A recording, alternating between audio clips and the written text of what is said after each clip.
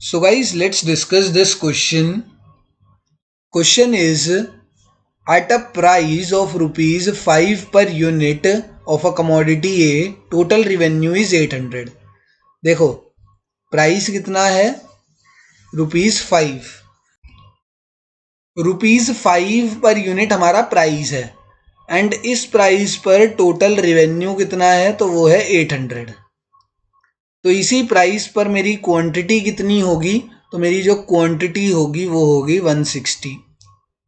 कैसे निकली, तो यार टोटल रिवेन्यू का या रिवेन्यू का फॉर्मूला होता है प्राइस इनटू क्वांटिटी. तो अगर टोटल रिवेन्यू अपॉन प्राइस कर दूंगा तो मेरी क्वांटिटी निकल कर आ जाएगी. तो 800 अपॉन 5 करा तो 160 यूनिट्स मेरी क्वांटिटी आ गई.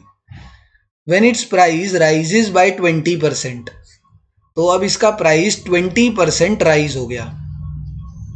ठीक है, प्राइस कितना राइज हो गया, 20%. तो 5 का 20% निकालता हूं पहले. ठीक है, 5 जो है, 5 कितनी है, 100% की वैल्यू है. इसी का 20% अगर निकालोगे, 5 का 20% कैसे निकलेगा, 20 अपॉन 100 इंटू 5 करेंगे तो 20% ऑफ 5 की वैल्यू निकल कर आएगी 1. तो मतलब चेंज इन प्राइस कितना है, चेंज इन प्राइस हमें देखने को मिला ₹1 का.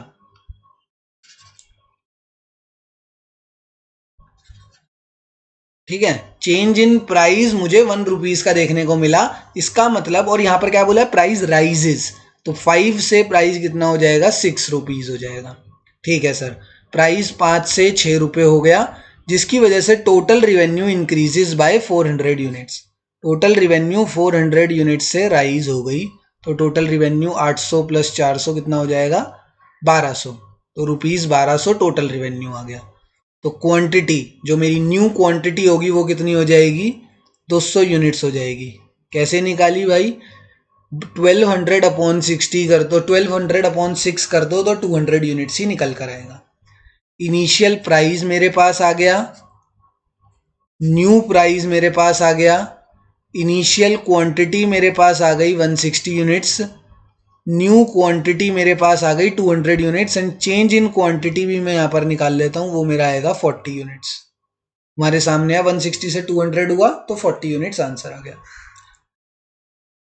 इलास्टिसिटी ऑफ सप्लाई का फॉर्मूला है change in quantity upon change in price into initial price upon initial quantity.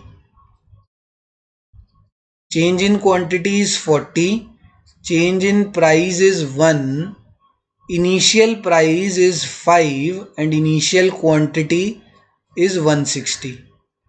0 से 0 eliminate, 4 1s 4 4s 16, 4 upon 5, 4 upon 5 की वैल्यू निकालो तो वो निकल कर आएगी 1.25.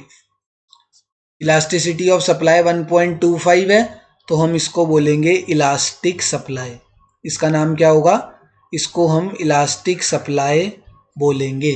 क्यों इलास्टिक सप्लाई बोलेंगे, इलास्टिक सप्लाई वो होती है जिसमें इलास्टिसिटी ऑफ सप्लाई की वैल्यू ग्रेटर देन 1 होती है and 1.25 is greater than 1, that's why it is an elastic supply.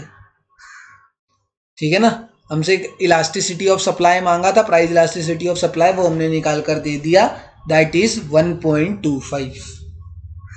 Thank you.